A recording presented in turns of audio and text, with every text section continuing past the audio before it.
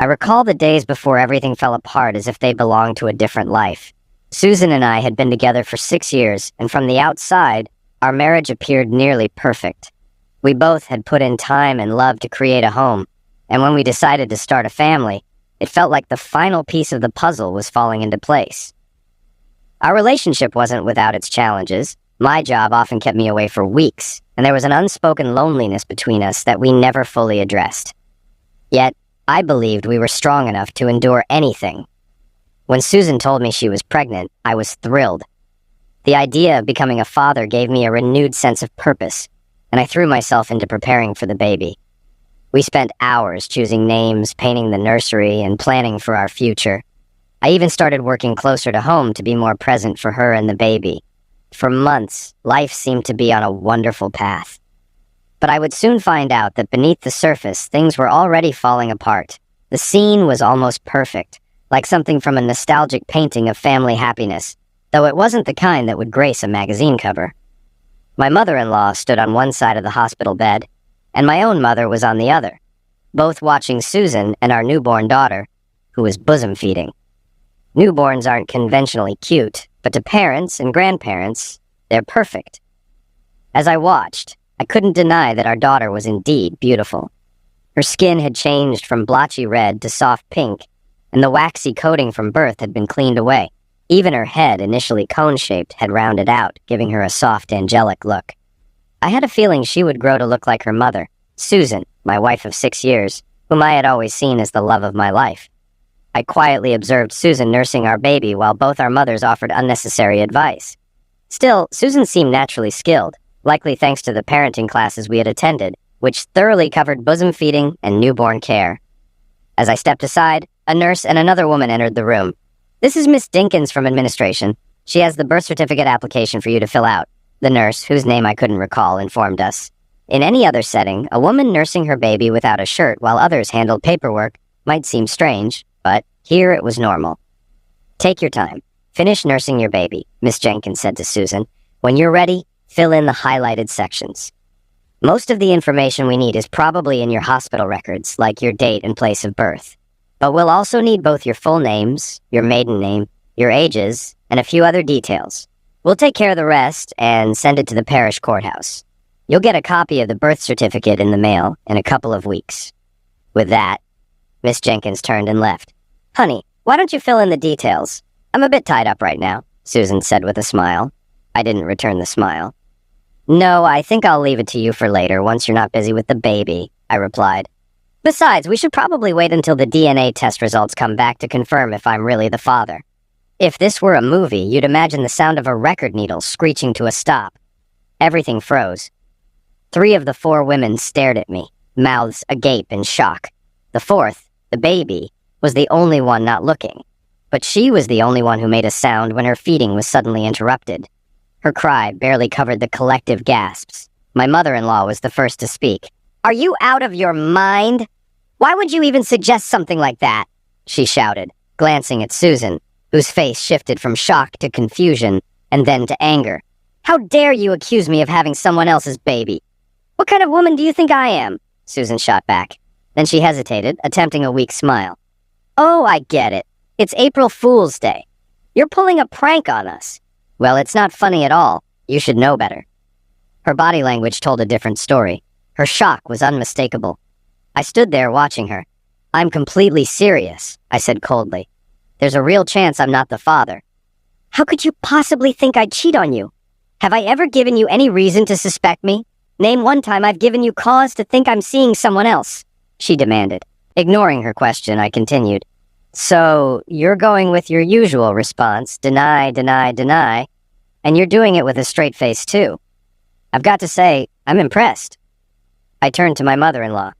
"Maybe I should move the car seat from my car to yours so you can take her and the baby home this afternoon. It would be helpful if you could stay with Susan for a while. Although both you and Mom have offered before, we insisted we could handle it. But she could really use the support since I won't be around." As I started to leave the room, a firm command from behind stopped me in my tracks.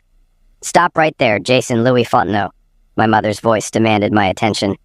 I halted, turned and faced her, bracing myself for what was coming. Both my mother and mother-in-law exchanged worried glances while Susan began sobbing uncontrollably. "No, you can't leave me and little Connie. She's our baby. You're her daddy," Susan cried. Before responding to my mother, I addressed Susan. "I know I'm supposed to be the daddy, but am I actually the father? There's a difference, you know." My mom snapped me back to attention with a poke to my chest. She closed the small gap between us, grabbed the front of my shirt, and pulled me close, locking eyes with me like she did when I was a kid. "What the hell is wrong with you, Jason? Why this sudden stupidity? You can't back out of fatherhood now. That's done. You were thrilled when Sue told us she was pregnant. You've been devouring baby care books, buying and assembling the crib, changing table and everything for the nursery. You even painted it pink and yellow with cute little animals. Every week you bring home a new toy, some she won't use until she's walking." Mom paused, giving me a piercing look. "So what's with the sudden change of heart?" "I've had a bit of an epiphany," I admitted. "I'm not as eager about this anymore. I'm sure you've noticed." "Hey, Tony," my mother-in-law chimed in. "We've all noticed you haven't held Connie or even really looked at her. We thought the reality of being a dad was just sinking in. What's going on?" "If that baby's mine, I'll do everything to take care of her and be a great father," I declared so intensely that both my mother and Tony stepped back. I was fully committed, but that changed last week when I found out I might not be the father. I'm not bonding with a child I won't be raising. "What?" came the outcry from three voices nearly in unison. "I'll provide for her if she's mine, but if not, Clive Adams can take responsibility for his own child," I said loudly. At the mention of that name, Susan suddenly cried out, "Clive and I never did anything. We've never been physical engaged. How can you accuse me of that?" As I moved closer to the foot of her bed, Mom and Tony exchanged glances, their eyes darting between Susan and me. "Really? You're still going to deny that you had an affair for almost 6 months and only ended it 7 months ago after finding out you were pregnant and telling him? From what I've heard, he told you to make sure I never found out." Susan's face flushed. "No, we absolutely did not. Anyone who says otherwise is lying." "Who is Clive Adams, and who told you about this so-called affair?" Tony demanded, her voice rising. "I want to know who's spreading lies about my daughter." Ignoring the first question, I answered the second. "Clive Adams himself," I said quietly. Before Tony could react, and perhaps because of her exhaustion and distress, Susan blurted out, "Clive would never tell you that. He promised." Tony looked back and forth between her daughter and me, catching on to Susan's slip. "I need to know exactly what you know," she said firmly. I paused before addressing Susan. "Clive spilled everything. He confessed it all. But, to be fair, he was under a lot of pressure at the time. And he let it all out in the middle of his screams," I admitted. "That's nonsense," Susan replied, her voice shaky. "Clive was just fine when he called me yesterday to check on me and the baby." Her exhaustion after giving birth was apparent, and she may not have realized the slip-up. But her words hit us all. Tony slumped a bit, and I glanced at my mother, who was wide-eyed, taking it all in. "So you're still in touch with your old flame?" I said. "Did he give you more advice on how to keep me in the dark about him possibly being the father?" Susan broke down into sobs, her crying so intense that 2 nurses rushed into the room. "We were so careful. There was no way you could have known. No one knew," Susan sobbed. "She's just a little overwhelmed," I told the first nurse, who shot me a protective glare on behalf of her patient. I suppose my tone might have sounded odd to her. "We were just discussing potential fathers to put on the birth certificate application," I added. The nurse continued to look at me with suspicion. "Well, it seems she expects me to fill in my name, but I'd rather wait until we know for sure if I'm the father, or if it's the guy she was seeing when she got pregnant." I could tell by the nurse's expression that she was starting to understand. She turned her attention to comforting Susan. "Miss Fontenot, let's calm down now. Remember your breathing techniques from labor. Cheryl will get something to help you relax if needed. But let's try natural methods first. We don't want anything passing into your milk, right? So let's start with some deep breathing. Inhale with me, deeply." As I watched the nurse soothing Susan, I didn't notice my mom and mother-in-law approaching.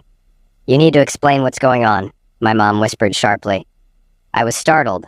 Mom rarely spoke this way, but she'd done it twice today. Clearly something big was happening.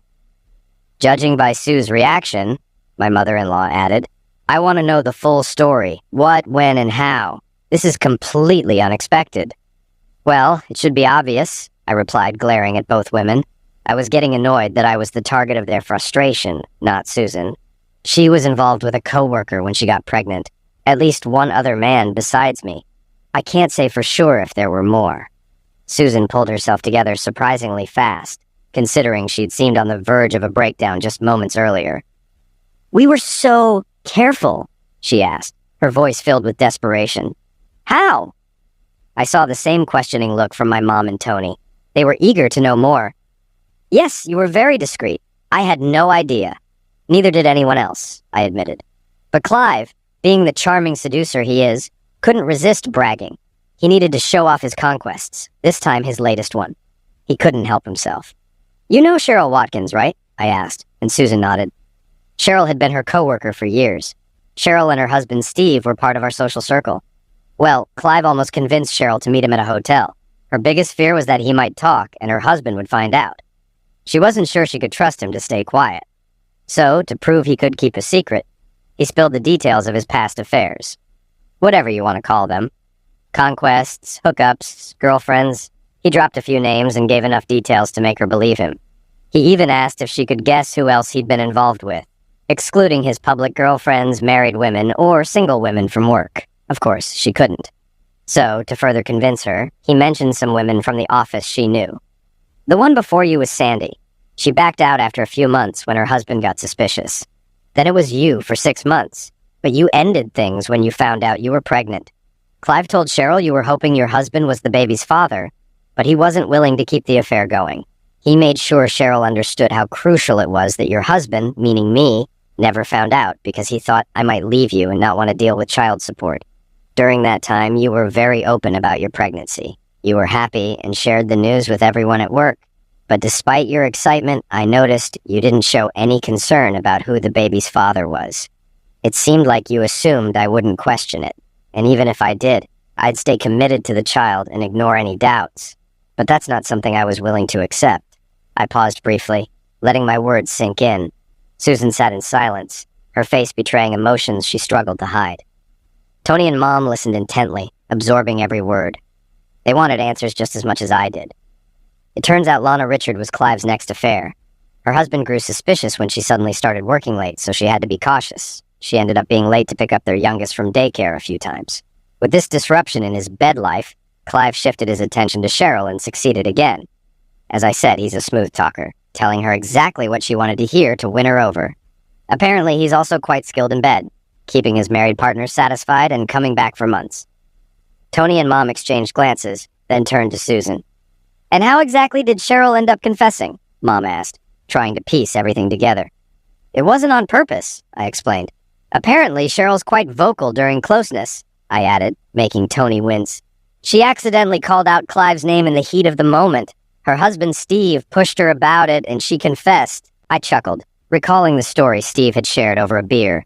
Cheryl wasn't one for primal noises like Susan. She preferred to say exactly what she wanted during closeness. According to Steve, one night Cheryl shouted, "Give it to me, Clive. I love it." Steve sounds nothing like Clive, and of course Steve knew him. He was well aware of Clive's reputation as a womanizer, or as we guys say, a ladies' man. He connected the dots and confronted Cheryl. That's how he explained it to me. Mom and Tony looked shocked by the details, unable to hide their reactions. When Larry, Lana's husband, found out, he was furious. As you know, Larry's a police officer, and being in law enforcement adds another level of complexity. He kept quiet for a week, waiting for the baby to arrive before taking any action. We didn't want to put any extra stress on Susan in her final stages of pregnancy, but now that the baby is here, it's time to be upfront about what Clive has done and the fallout that comes with it. Tony's face turned pale, her disbelief obvious. "So you're telling me this Clive Adams was involved with several women, including my daughter, and there's a chance Connie is his?" she asked, her voice shaking with anger and disappointment. "Yes," I responded bluntly, "and Clive has no idea, or maybe he does, and just doesn't care about the damage he's caused." Silence filled the room for a moment before my mom finally spoke. "So, what's the next step?" I sighed, feeling the weight of my decisions. "I've already submitted a DNA test. I spoke with the head nurse the day after the baby was born. Since Susan and I are married, I didn't need her consent to test the baby. I opted for an expedited test, and it'll take 2 to 3 days to get the results." Tony hesitantly asked, "Do you think you could find it in your heart to forgive Sue and move on, even if you're not the baby's biological father?" I noticed she referred to the child as the baby instead of using her name, a small but telling shift from her usual way of speaking. Tony was perceptive and could read me well, but it was clear she still held on to some hope. Glancing at my mom, I saw that she had already figured out my feelings, and while she understood, she wasn't happy about it. To be honest, I'm not sure I can move past this. Even if I am the father, I admitted. I've had just over a week to process it. This wasn't a one-time mistake like a drunken fling. It was a 6-month affair. I can't trust her anymore. She didn't just disrespect me and our marriage. She risked getting pregnant by that guy while we were actively trying for a baby.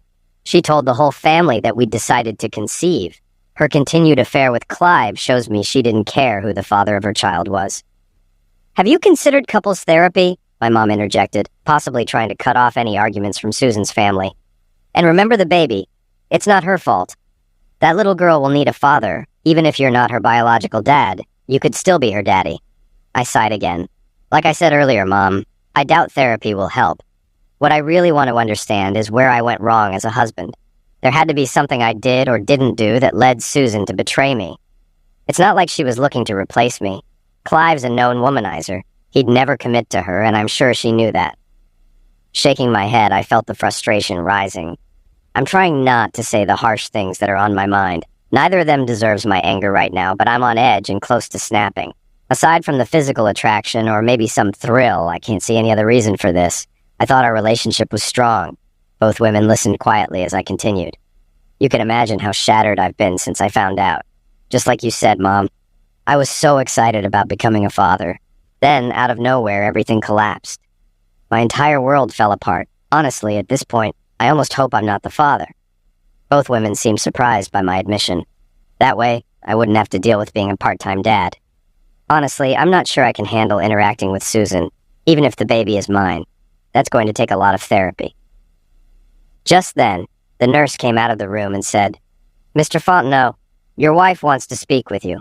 She mentioned she knows you're still here. Otherwise, her mother would have returned by now." She seemed to convey some sympathy toward my feelings. At least, that's how it appeared. But she stopped me before I could head back in. "If you do go in, I hope you can stay calm. I understand you're upset, but please try not to upset her further. We'd rather avoid using sedation. She's scheduled for discharge this afternoon, and it wouldn't be ideal to give her extra medication that could pass to the baby through her milk. Based on your childbirth classes, I'm sure you know how important colostrum and early bosom milk are for the baby's immune system." I nodded, realizing she was appealing to my concern for the baby's well-being, regardless of whose child it was. "Maybe you should go talk to her," Mom gently suggested. "Tony and I can grab some coffee. Hand me your car keys and we'll move the car seat. I'll wait for you to finish. Oh, and before you leave, swing by the nursery and take a good look at Connie. I think she looks a lot like you when you were born." "Wishful thinking, Mom. Or are you just seeing what you want to see?" I asked. She shrugged, clearly unhappy with the situation. I knew that if I was the father, she would be deeply involved in helping raise the baby. Regardless of what happened between Susan and me, Mom was already invested in her role as a grandmother, just as I'd been preparing for fatherhood. It was obvious she hadn't fully accepted the possibility that the baby might not be her grandchild. I entered the room, and as soon as Susan saw me, she broke down crying again. "You must hate me," she sobbed. "No, I don't hate you, that's the problem," I replied, trying to stay calm. "I hate what you did, and I'm so angry I can barely think straight." Deep down, I wanted to shake her and storm out. If there wasn't the small chance the baby was mine, I would have left already. But I needed answers. "Do you really want to talk now, or would you prefer a few extra days to figure out how to explain this?" I asked, my tone clearly sharp. "I don't need days," Susan began, but I cut her off, even though I wanted answers. "You've had 9 months to think about what to say if I ever found out you were cheating with Clive Adams of all people." My voice shook as I said his name. "Clive Adams?" I repeated, pausing to take a few deep breaths. "No, I didn't think he might be the father.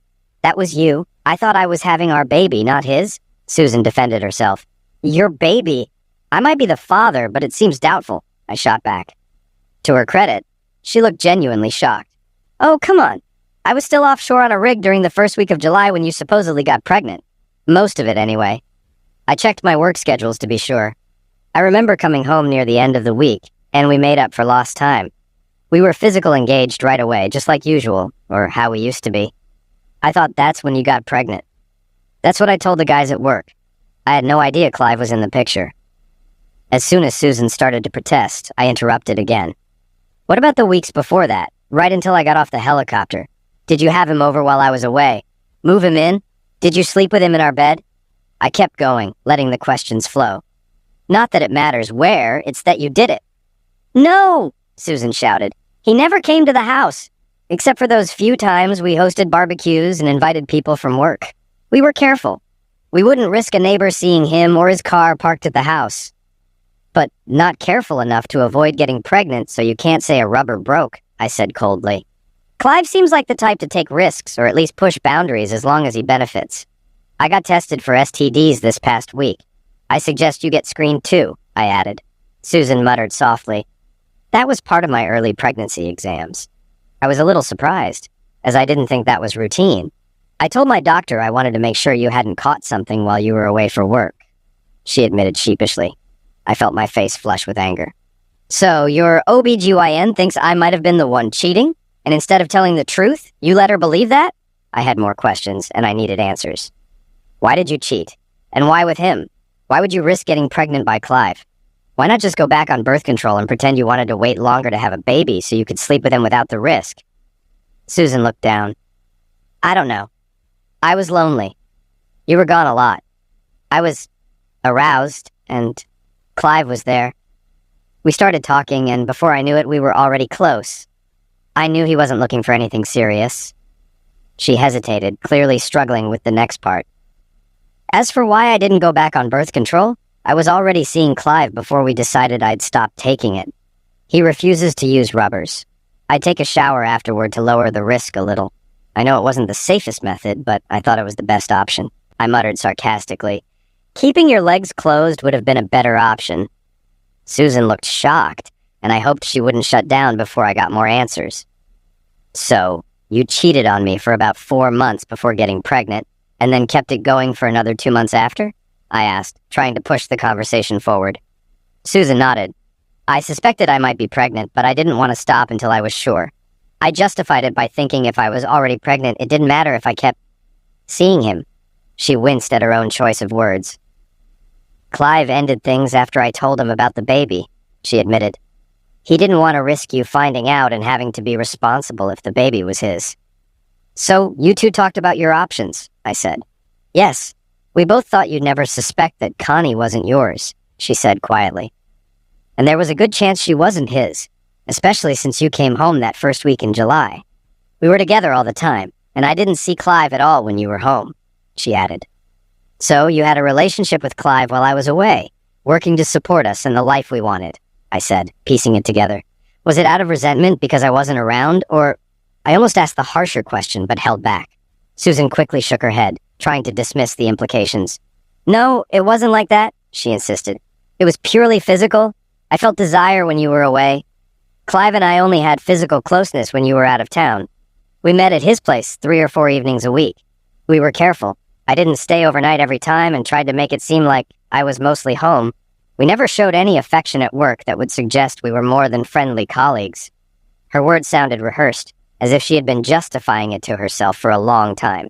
And no, he's not better endowed, and he's not better in bed, she added, sensing my unspoken questions. We didn't do anything you and I don't normally do. It's just that he was there when you weren't. It was fun and exciting. That's the best way to put it. And no, I didn't do it to get back at you. It was something I did for myself. Her honesty stung. It felt as if the affair had become something she rationalized for her own satisfaction. I clenched my jaw. If you were only mine when I was around, you were never really mine, I said, trying to hold my gaze steady. You were my wife, but his mistress. You were so careful not to get caught. But then you got pregnant, I added bitterly. I guess you never thought about what would happen if I found out later that our oldest child wasn't mine. Maybe because of a blood type difference, or if she didn't look like our other kids. That's assuming you didn't cheat again and let another man father your next child. Or go back to Clive for another one. Susan shook her head frantically. No, I promised I'd never cheat on you again. And I knew once you bonded with Connie, you'd never leave her, even if she wasn't biologically yours. Just look at how you've already been with her. You're fully devoted to that baby. Even Clive agrees. A few points for you, I guess, I said sarcastically. You and Clive kept talking about the possibility he was the father. You mentioned he called yesterday to check on you, and it's obvious you two discussed how to manage me, keeping me in the dark and planning for my reaction. Susan started to fidget, clearly uncomfortable. And the key word here is was, as in, I was invested in being that baby's daddy, I said coldly. Both moms noticed I haven't held her once. I haven't changed her diaper, swaddled her, or even taken more than a quick look at her from afar. I'll make an effort to change that if the DNA test shows I'm the father after all. I looked her straight in the eye. Let me ask you something. Did it ever really matter to you whether I was the father or Clive? Susan didn't deny it. Of course I wanted you to be the father, she admitted. But once I found out I was pregnant, I just wanted the baby. I knew she would be adorable and you wouldn't suspect anything. You and Clive don't look that different. Same hair color, similar build. You'd be her daddy, and it wouldn't matter. I felt a wave of bitterness rise inside me. You know I've been cutting back on my time offshore.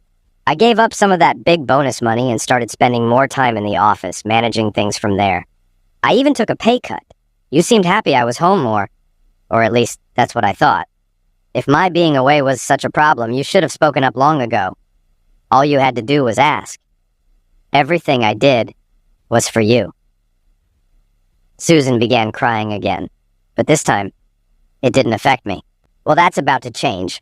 If I'm not the father, I'm going back to the rigs. I'll stay out there until I find a woman who actually wants to be with me and only me, not someone who can't keep her vows or her legs closed when I'm not around, I said angrily. Her tears continued, but they barely registered with me. But I need you to help take care of the baby, she sobbed. We're a family.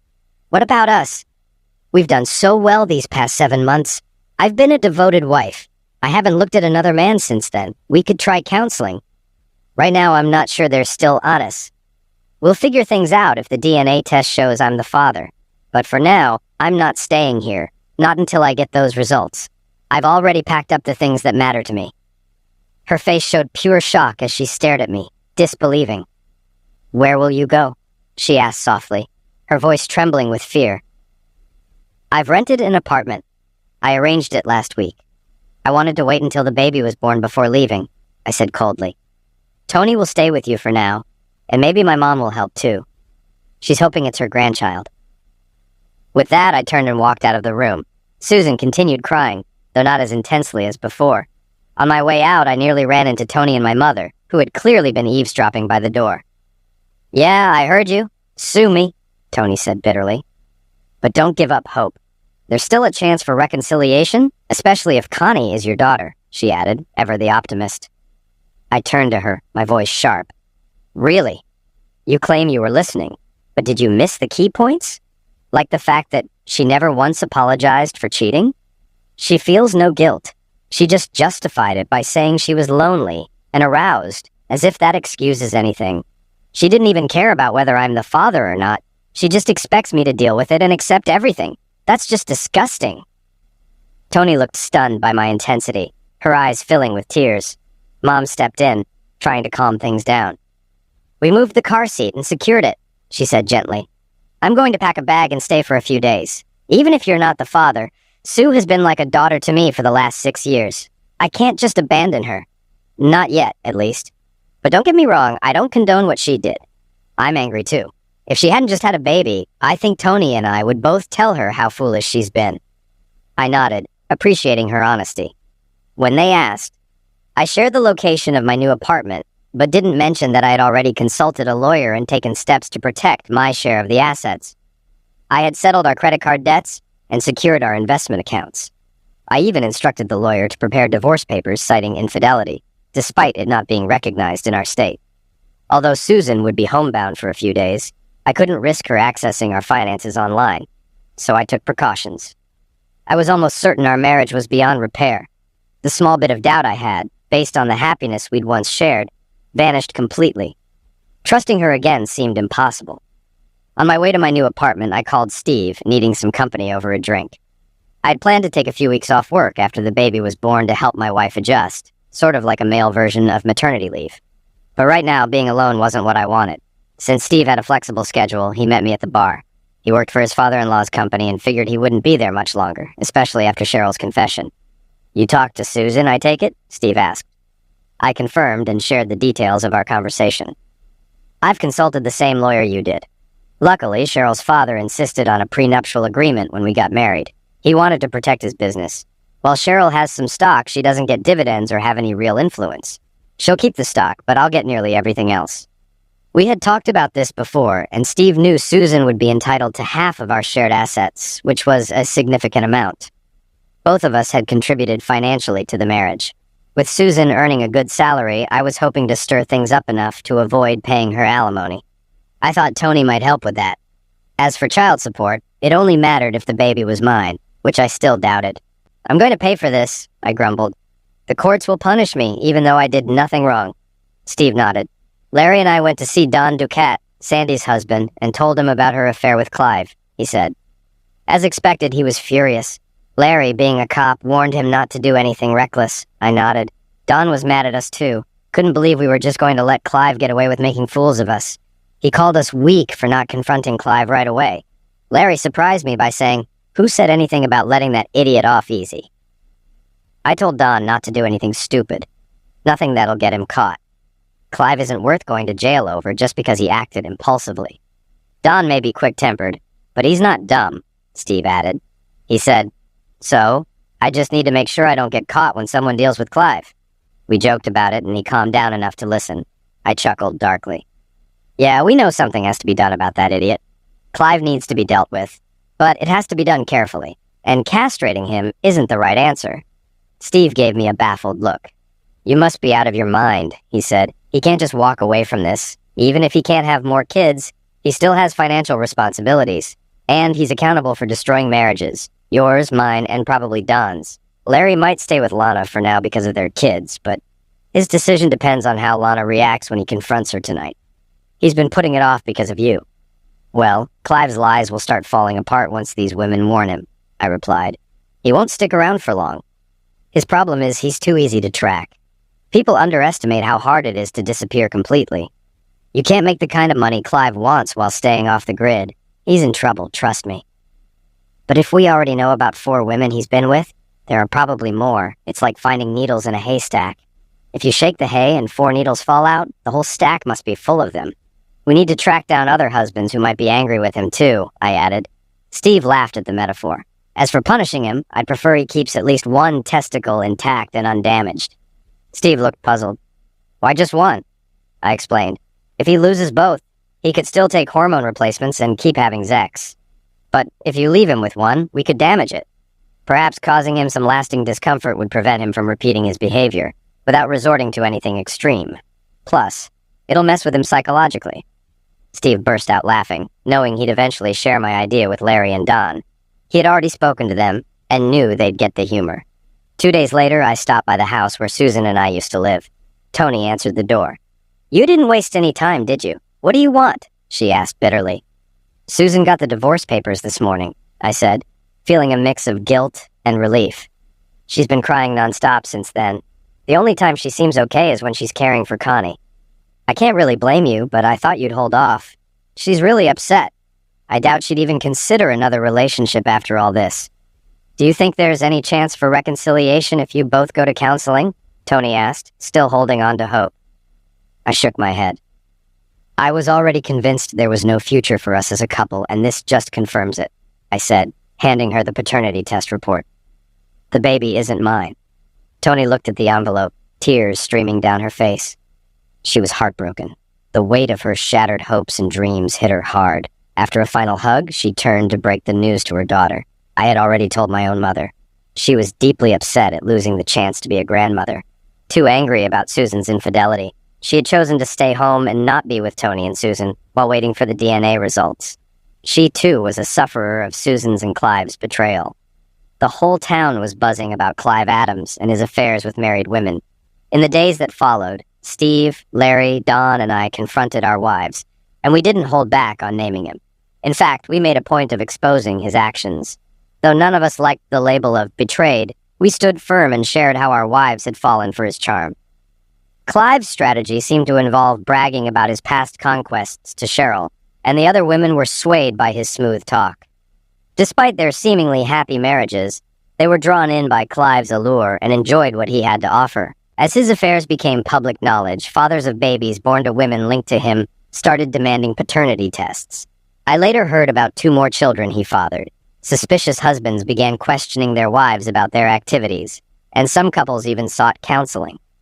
The full extent of Clive's actions remained hidden until he confessed directly to the police. You'd think someone living the life Clive chose would keep his assets liquid, ready to flee at a moment's notice. But instead of converting his high income into cash, stocks, or easily transferable assets, Clive decided to buy a house and invest in multiple real estate properties. Even his home furnishings were extravagant, with valuable artwork on the walls, alongside the typical hunting and fishing gear common in our area. His boat was outfitted for both water skiing and fishing. While law enforcement may not have initially pursued him, even if Clive had managed to liquidate his assets and flee, private investigators could still have tracked him down. It's hard to completely disappear when your social security number is needed for any high-income, non-cash job, no matter how far you run. Clive may not have fully grasped the danger he was in geographically. He severely underestimated the anger of the husbands. Instead of leaving the area right away, he stayed and paid the price. Just a few days after word of his affairs spread, Clive was found on the sidewalk near his house during his morning jog. He was in shock and barely conscious. A passing jogger found him and immediately called an ambulance. She couldn't cut the straps binding his arms behind his back. When she tried to roll him over, he screamed, so she wisely stopped, fearing she might make things worse. When paramedics arrived, they discovered his groin had been crushed. The tool used was a 3-pound sledgehammer. I picked up this detail from Larry, the cop, while we were at the bar. He shared the story with Steve, Don, and me, both cheerfully and seriously, mentioning how 2 detectives had jokingly told him that if he ever had a 3-pound hammer with mysterious tissue on it, he should toss it into the swamp. I had nothing to do with what happened to that guy's manhood, but I'm just passing along what my fellow officers told me, Larry said with a sly wink and a barely concealed smirk. Clive had no idea who attacked him. He vaguely remembered hearing his doorbell ring. Whether it was late the previous night or early that morning, he couldn't recall. It was dark, and he had been asleep. I think they used a taser, Clive told investigators. They shocked me down there a few times. I remember that. There might have been 2 of them, but I'm not sure. I was pretty out of it. One of them said something about not going after another man's wife. After that, it was just unbearable pain. Understandably desperate to see his attackers brought to justice, Clive gave investigators the names of every woman he had been involved with over the past few years, married or otherwise. The list was surprisingly long. With so many leads to follow, the investigation became complicated. Despite numerous suspects, no solid evidence pointed to anyone, and because the timing of the attack was unclear, alibis were difficult to confirm. Privately, Larry confided to Steve and me that the investigating detectives believed Clive Adams had gotten what he deserved. After a few months, the investigation stalled and reached a dead end. As expected, Susan received half of our shared property. The house was sold and a new family moved in, bringing their young daughter into the nursery I had painstakingly painted with little animal designs. I hoped she appreciated the care I'd put into it. Susan moved back to her mother's house since she struggled to care for the baby alone. At least with Tony, she wouldn't be lonely. I had no interest in her romantic life anymore. Susan called me once to apologize, likely after Tony pressured her. However, she didn't clarify what she was apologizing for, whether it was for the infidelity, getting pregnant by another man, or for me finding out and divorcing her. I didn't ask. By then, I had moved on. When she suggested meeting to talk, I declined. She also asked if I knew about Clive's situation and whether I had any involvement. I simply said, he got what he deserved, and ended the call. After that, we never spoke again, and everything was handled through our lawyers. I often wondered how much Susan would spend trying to legally force Clive to pay child support. Knowing he wouldn't do so willingly, she'd eventually get it, but hiring a lawyer would drain her savings. Clive was facing several similar lawsuits, and I heard steps were being taken to stop him from selling his real estate. Between his medical bills, legal fees, and upcoming child support obligations, he wouldn't have much left, and that's assuming he could keep his job. 18 months later, at 3 in the morning, I stood leaning against the lower rail of the Econ 626 rig in the Gulf of Mexico. The cool autumn breeze was refreshing, and my lightweight windbreaker kept me warm. It was one of my last routine visits to the rigs. I had met a woman and decided she was worth pursuing. We had a great connection. While I wasn't sure where it would lead, I was now open to the future. It was time to accept the job offer at headquarters that I had turned down twice before. As I unzipped my jacket, I felt the weight of the lump hanging over my belt. Its persistence confused me. Though I had tried to get rid of it many times, I couldn't bring myself to let go. The risk of keeping it made no sense, yet it gave me a strange comfort. It was like I had reclaimed a part of myself. Without further thought, I pulled out the heavy hammer from its hiding place and threw it into the sea. Update. After that moment in the hospital, when I walked out on Susan and Connie, the world seemed to slow down. Everything felt detached, like I was watching my life play out from a distance, unable to control anything, just a bystander to the wreckage I had helped create. The days turned into a blur, each one feeling like a burden, heavier than the last. Work was my salvation, if you could call it that, but even the rig, which had once felt like a second home, became a place where I couldn't escape my own thoughts. I rented a small apartment not far from the house where we used to live, a cold, impersonal place, like a motel room you stayed in for a few nights and then moved on. I didn't furnish it much. What was the point? I spent most of my time out of the place anyway. If I wasn't at work, I was at the bar, nursing beers and nursing my broken pride. It's funny how things fall apart all at once, like a dam bursting after the smallest crack. Susan and I had been good, hadn't we? Or was that just my version of the story? Maybe I'd been blind all along, ignoring the signs because I didn't want to admit the truth. That our marriage had cracks long before Clive slithered his way in. For weeks after leaving, I debated whether to meet Connie again. My mother kept asking, "Have you gone to see the baby yet?" As if seeing her would somehow make me forget everything. But how could I look at her without wondering if she really was mine? I'd told myself I'd stay away until the DNA results came back, but even after they confirmed what I'd feared, that I wasn't the father, I couldn't stay away. There was this part of me, twisted as it sounds, that was still drawn to her, to the baby I had prepared for, to the life I had imagined. In a way, I felt like I was abandoning not just Susan, but a part of myself. I did eventually go back, not for Susan, but for Connie. It wasn't some big emotional reunion or anything, no grand gestures. I walked in, Tony handed me the baby without a word, and I sat down on that same couch where I had once imagined our family's future. Holding her, though, it wasn't the catharsis I had hoped for. I stared down at her tiny face, and all I could see was Clive's betrayal, Susan's lies. Connie was innocent in all of it, sure, but that didn't make it easier.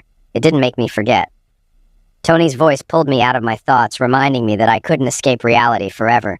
"You're not the father," she said, quietly but firmly, as if she were trying to convince herself just as much as me. "You don't owe anything." I left without looking back. After that day, I made a conscious decision to move on. And by move on, I mean I tried to bury myself in work, in anything that kept my mind busy. I accepted the job at headquarters I'd been offered months ago, trading in my time offshore for a desk job in the city. The rhythm of office life was different, and yet no matter how far I went, I couldn't outrun the echoes of what had happened. But something strange started to happen as time went on.